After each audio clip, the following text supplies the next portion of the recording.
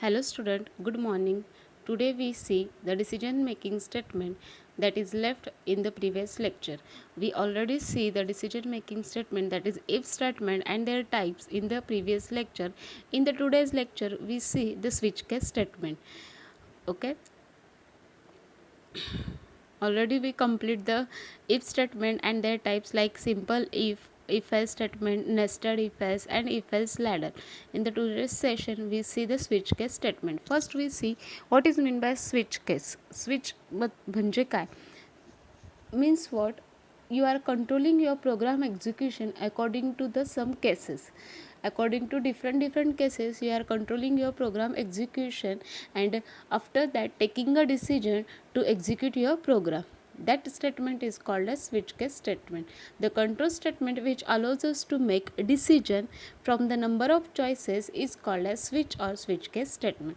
Means what, की तुमच्याजवळ एखादा प्रोग्राम एक्झिक्यूट करण्यासाठी मल्टिपल चॉईस असतील, खूप सारे ऑप्शन्स असतील, आणि त्या ऑप्शनपैकी एक ऑप्शन सिलेक्ट करून तुम्हाला तुमच्या प्रोग्रामचा फ्लो हा कंट्रोल करायचा असेल, त्या स्टेटमेंटला स्विच केस स्टेटमेंट असं म्हटलं जातं.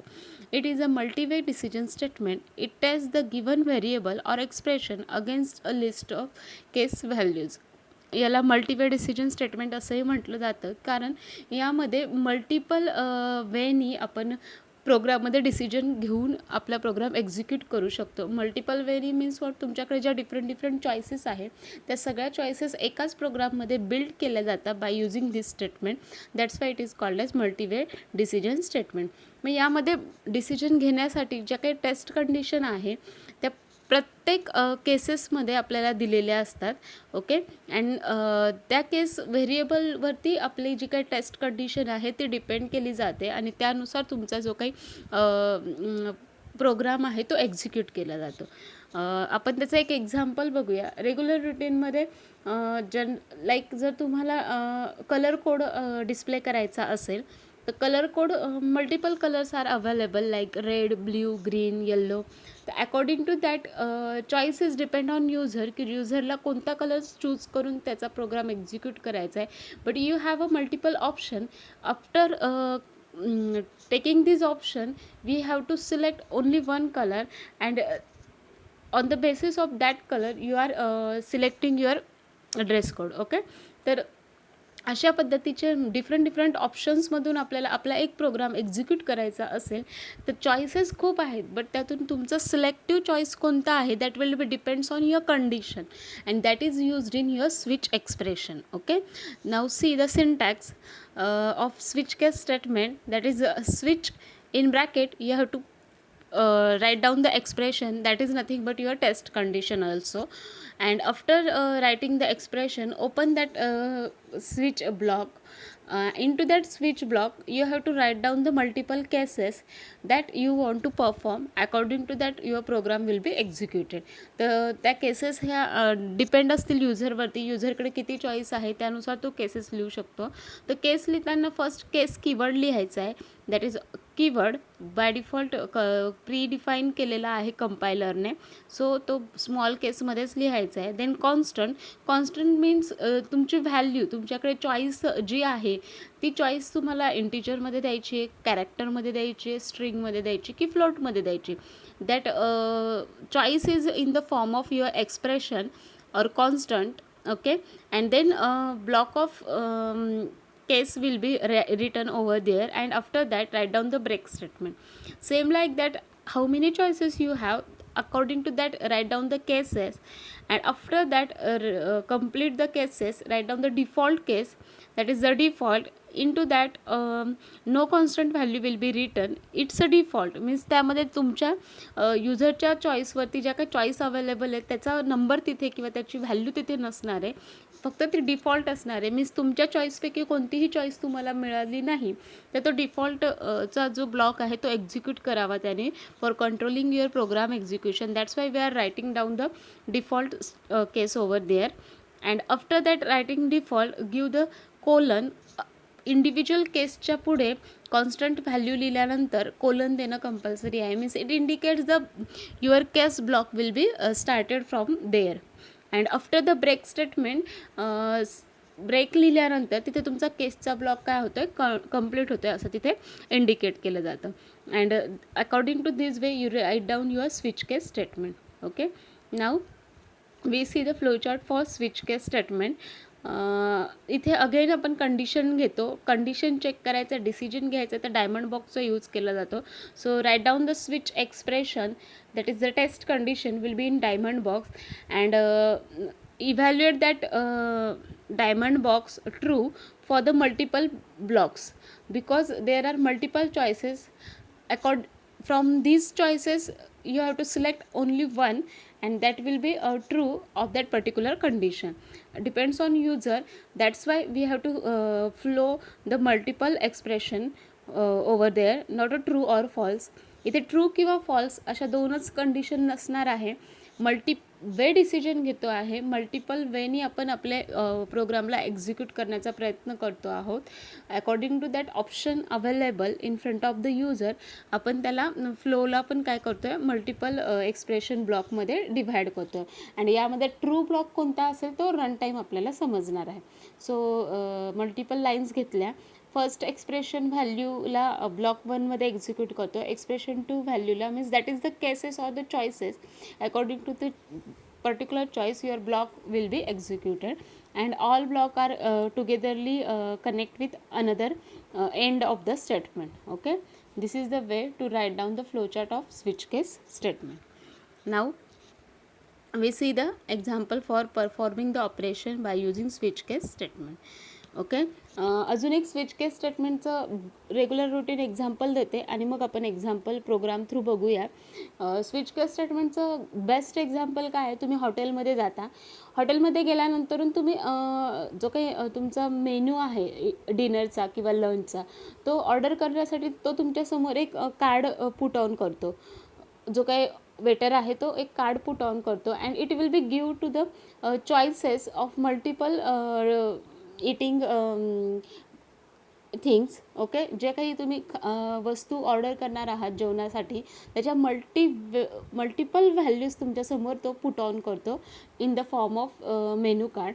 आणि त्यातून तुम्हाला चॉईस करायचं आहे की कोणता फूड तुम्हाला आता ईट करायचा आहे and then that choice will be given to the waiter. Okay, same this concept will be followed in switch case statement.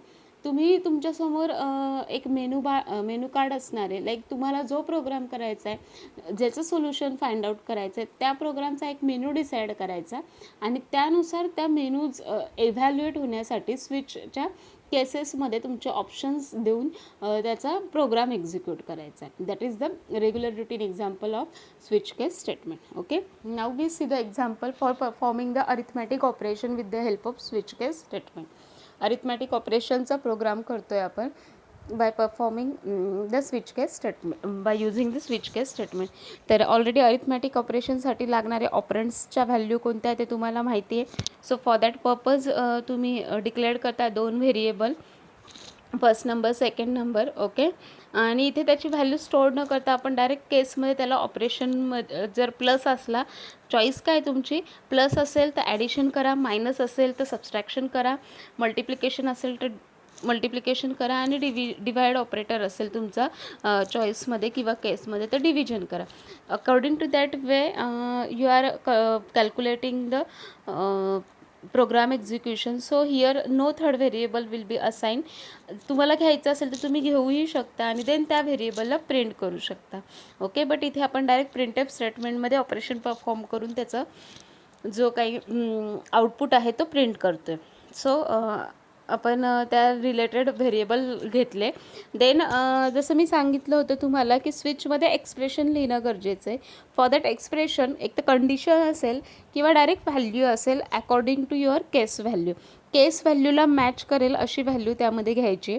Now here आपण केस व्हॅल्यूला प्लस मायनस ऑपरेटरचा यूज करतो आहे. That will be character.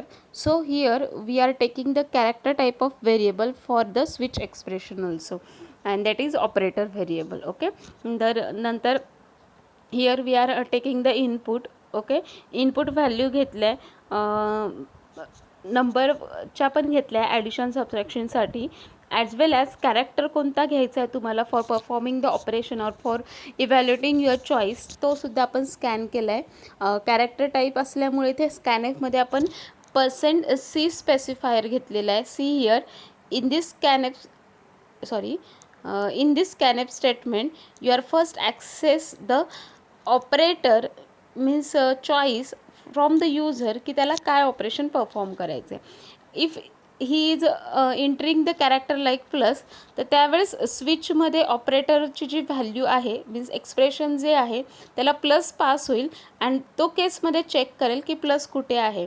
Here is plus available so this block will be executed. असा हा switch केसचा program आहे. Okay, so for that purpose first we are taking the input as a operator and then taking the input as a number. Okay, so according to this way your output will be like this: enter an operator plus or minus, because we are only performing the switch case for two operation. तुम्हाला multiplication division साठी घ्यायचं असेल तर पुढे तुम्ही केस continue करू शकता. Like जे काही तुमचं ऑपरेशन असेल त्यानुसार केस लिहिणार. देन सिंगल कोट्समध्ये आपण कॅरेक्टर देतो. सो कॅरेक्टर केसच्या पुढे सिंगल कोट्स देऊन तिथे कॅरेक्टर जो तुमचा असेल तो तुम्ही तिथे असाइन करणार. ओके, अँड त्याचा जो कोड आहे तो तुम्ही तिथे एक्झिक्यूट करणार. अशा पद्धतीने तुम्ही तुमच्या चॉईसेस वाढवत जाणार स्विचमध्ये. And after compiling this program your output screen will be displayed like enter an operator. If you are putting the operator plus, okay, तर तो डायरेक्ट केस प्लसमध्ये जाईल, फर्स्ट केसमध्ये जाईल आणि इनपुट मागेल की 2 नंबर इनपुट करा. 6 and 4 तुम्ही इनपुट केलं. प्रिंटएफमध्ये आपण डायरेक्ट तिथेच ॲडिशन परफॉर्म केली आहे. So there were writing down like statement, ज्या पद्धतीने आउटपुट पाहिजे त्या पद्धतीने आपण स्टेटमेंट लिहिलं. Like floating point number declare केले होते. सो %f घेतला. %f plus %f this is for only printing purpose and this is for calculation purpose. Okay, इथून ॲक्च्युअल तुमचं कॅल्क्युलेशन होतं. जो काही तुम्ही 6 नंबर टाकला देन 4 नंबर टाकले, ह्या दोघांचे ॲडिशन इथे होते 10 आणि तो इथे %fला असाइन होऊन तिथे तो काय होतं प्रिंट होतो. According to this way your output will be display in front of the user. After that जर तुम्ही एखादा चुकीचा ऑपरेटर तुम्ही एंटर केला, like here in the second output see here we are entering the operator as a divide operator enter केला तर आणि operator तर इंटर केला आहे बट तो लगेच आपण इथे इनपुट पण मागतो आहे. हा जर इनपुट इथे आपण केसमध्ये मागितला असता तर इथे ती व्हॅल्यू घेतली नसती, बट इथे आपण व्हॅल्यू घेतल्यानंतरून तो चेक करतो आहे की स्विचमध्ये इंटर करून की operator is present or not. आता इथे स्विचला इनपुट जाईल तुमचा स्लॅश. ओके, ऑपरेटर एक्सप्रेशनला ही will be checked cases like plus झाली देन मायनस झाली देन डिफॉल्ट आहे. मीन्स स्लॅशसाठी डिवाइडसाठी एकही केस लिहिलेली नाही आहे. So it will be directly goes to the default case and print the result like error operator is not correct. Result देईल तो एरर म्हणून, जे आपण तिथे प्रिंट करू ते. तुम्ही डायरेक्ट असंही देऊ शकता युअर चॉईस इज रॉंग, किंवा तुम्ही असंही देऊ शकता. तुमच्या अकॉर्डिंग तुम्हाला जो मेसेज द्यायचा आहे तो तुम्ही तिथे देऊ शकता. And according to this way your switch will be executed. Okay, I think it is clear how to create an program for performing the operation by using switch case statement. This is the multiway decision making statement. Okay, now we see the next operator from the decision making statement, that is conditional operator, that is already completed in the operator types. Okay, operator type मध्ये आपण ते complete केलं आहे. But same decision will be taken by using conditional operator. So it is the one kind of decision making statement type also. Already we know that it is the ternary operator because it is the combination of 3 operand. Okay, this operator is the combination of question mark and colon. It takes 3 operand, that's why it is called as ternary operator. The general form of conditional operator is, first we have to write down the conditional expression दिल्यानंतर we have to select whether this condition is true. If it is true then result as expression 1. If it is false, result will be executed as expression 2. On that basis we take the decision. That's why it is also the type of decision making statement. Okay, this concept says that if this expression is true, that whatever we are writing after this question mark statement it will be executed. जर true असेल तर question mark नंतरचा जो काही expression असेल तो execute होईल, आणि जर फॉल्स असेल तर कोलन नंतरचा जो काही स्टेटमेंट आहे तो एक्झिक्यूट होईल. That is the way of writing the program by using conditional operator. Now we see the one example by using C program. Always declare the header file as we know. Okay, here we are taking the condition. For that purpose we are taking the math.h header file. math.h header file कधी घेतो, ज्यावेळेस आपण mathematical operation perform करतो त्यावेळेस घेतो. It is not compulsory की तुम्हाला घेणं गरजेचंच आहे असं नाही आहे. आफ्टर दॅट मेन फंक्शन लिहायचं आहे. मेन फंक्शनमध्ये आपण इंटिजर एक व्हॅरिएबल घेतला आहे, त्यामध्ये एक व्हॅल्यू स्कॅन करून घेतली आणि चेक करतो आहे की नंबर इवन आहे की ऑड आहे. For that purpose we are taking the input as a integer data type. And condition will be check like even ऑडसाठी कंडिशन माहिती, ज्या नंबरला 2ने भाग दिल्यानंतर ओके बाकी 0 उरते, मीन्स 2 दुने 4 आणि इथे रिमाइंडर विल बी 0 असेल तर तो नंबर तुमचा इव्हन आहे, आणि जेव्हा रिमाइंडर 1 येतो ओके मीन्स तो तुमचा ऑड आहे. सो 5 हा ऑड आहे आपल्याला माहिती, मीन्स 2च्या पटीतले सगळे इव्हन असतात आणि 2च्या पटीत नसणारे ऑड असतात. मग त्याचं लॉजिक कसं लावतो आपण की 2ने भाग दिल्यानंतरून जर बाकी 0 उरत असेल तर तो इव्हन नंबर. तर according to that way we have to check your expression. Condition will be a mod of 2. आता तुम्हाला सर्वांना माहिती मॉड ऑपरेटर तुम्हाला काय करतो आहे, रिटर्न रिझल्ट करतो आहे रिमाइंडरचा, अँड डिवाइड ऑपरेटर हा क्वेश्चन देतो तुम्हाला. Okay, so condition will be like a mod 2 equal to 0. Comparison operator use केला आहे आपण, इक्वल टू रिलेशनल ऑपरेटर. दोघं जर व्हॅल्यू रिटर्न करत असतील 0 सोबत कंपेअर झाली तर प्रिंट करा इव्हन नंबर कोलन प्रिंट करा ऑड नंबर. जर हे ट्रू असेल तर फर्स्ट एक्सप्रेशन इव्हॅल्युएट होईल, हे फॉल्स असेल तर second expression after colon evaluate होईल, and then gets it. According to this way we are writing the program by using conditional operator. तर ह्या प्रोग्रामचं आउटपुट कसं येईल ते बघूया. आफ्टर कंपाईल मेन फंक्शनमध्ये जाईल. मेन फंक्शनमध्ये फर्स्ट लाईन आहे printf enter a number that will be given in front of the user. स्कॅनएफमध्ये &a ची व्हॅल्यू आपण स्कॅन करतो आहे, सो ब्लिंक होईल कर्सर, आणि जेव्हा मी 9 व्हॅल्यू देईल तो डिरेक्टली सेकंड स्टेटमेंटमध्ये जाईल. 9 मॉड ऑफ 2 चेक करेल तो 9 मॉड 2. ओके, तर 9 डिवाइड बाय 2 काय होतं आहे 4 क्वेश्चन येतो आहे, and remainder should be 1. Means it is not true. Equal to 0 आहे का नाही, बिकॉज बाकी काय आली तुमची 1 आली. सो ट्रू कंडिशन नाही आहे, मीन्स एक्सप्रेशन 1 इव्हॅल्युएट नाही होणार, directly go towards the expression 2 and output become odd. Got it. According to this way your conditional operator is work over there. Now from this decision making statement, last statement is remaining, that is go to statement. go to statement म्हणजे काय असतं की या statement this statement is used to branch unconditionally from one point to another point. हा जो statement आहे जिथे condition check न करता अनकंडिशनली जिथे आपण त्याला जायला लावू एक्सप्रेशनला इव्हॅल्युएट करण्यासाठी कंपायलरला, तिथे तो डायरेक्टली जातो, but by using go to statement. Okay, the go to statement is used to support the unconditional flow of program execution. Okay, although it may not be essential to use the go to statement in a highly structured language. highly structured language मध्ये हे इतकं essential नाही आहे, but still we are checking this is for decision making but unconditionally. Okay, general form of go to statement is go to लिहायचं, then label द्यायचं. go to कुठे जायचं आहे, for that purpose pass the address of that particular location by using label. Okay, not recommended but only may be used occasionally. Now see the program for go to statement. Okay, already declaration of header file because of some spacing here output will be directly placed on this statement. Okay, तेवढं consider करा. Header file declaration झाल्यावर main function घ्यायचं आहे, then declaration of floating point variable for calculating the square root of number आपण program करतो आहे by using go to statement. So floating type variable आपण declare करून घेतले, आणि देन एक रीड लेबल लिहिली आपण. रीड लेबल काय म्हणतं आहे की आपण जेव्हा त्याला सांगू की रीडवरती जा, त्यावेळेस तो फ्लो तिथे रीडवरती देईल. तर रीड लेबलवरती आपण काय करतो आहे, स्कॅन करतो आहे व्हॅल्यू, एंटर द नंबर व्हायमध्ये.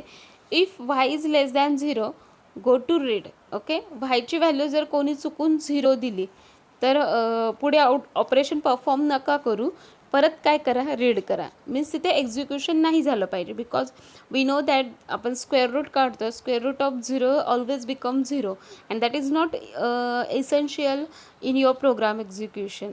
त्याचा यूज करा किंवा नका करू, कॅल्क्युलेट करा किंवा नका करू, त्याचा काही यूज राहणार नाही आहे. सो जेव्हा कोणी 0पेक्षा लहान किंवा 0 व्हॅल्यू टाकत असेल ॲज अ इनपुट, तर त्यावेळेस don't execute the remaining program, directly again go to that particular flow for accessing the input. That's why जर व्हाईल लेस दॅन 0 असेल तर एक्झिक्युशन काय करायचं, गो टू रीड. रीडवरती परत जाईल. ज्यावेळेस तुम्ही परत इंटर द नंबर 9 कराल, means it is greater than 0. Okay, so go टूवर क्लिक न कर, गो टू एक्झिक्यूट न करता त्याच्या पुढचे एक्सप्रेशन तो एक्झिक्यूट करेल. पुढचं एक्सप्रेशन काय, square root of Y means 9चा स्क्वेअर रूट काढला जाईल, that becomes a 3. Okay, and तो तिथे प्रिंट केला जाईल. ओके, प्रिंट केल्यानंतर अगेन गो टू रीडवरती जाईल. हे असं कंटिन्युअसली होईल जोपर्यंत आपण प्रोग्रामला एंड करत नाही तोपर्यंत. And that is the way to use the go to statement. Go to स्टेटमेंटचा कंडिशन बेसिसवर नाही, बट अनकंडिशनली तुम्हाला लेबलिंग, अनकंडिशनली तो पर्टिक्युलर कोड कंटिन्यू एक्झिक्यूट करण्यासाठी, बट तो अनकंडिशनली कधी एक्झिक्यूट होईल depends on some condition. That's why it is called as decision making statement. Okay, according to this way your decision making statement is finished. We are taking the review. Decision making statement having different type, that is if statement, then switch case statement, then go to statement, and then conditional operator. In the if statement there are again divided different types, that is simple if, nested if else ladder, and if else statement. So here your decision making statement is finished. Thank you.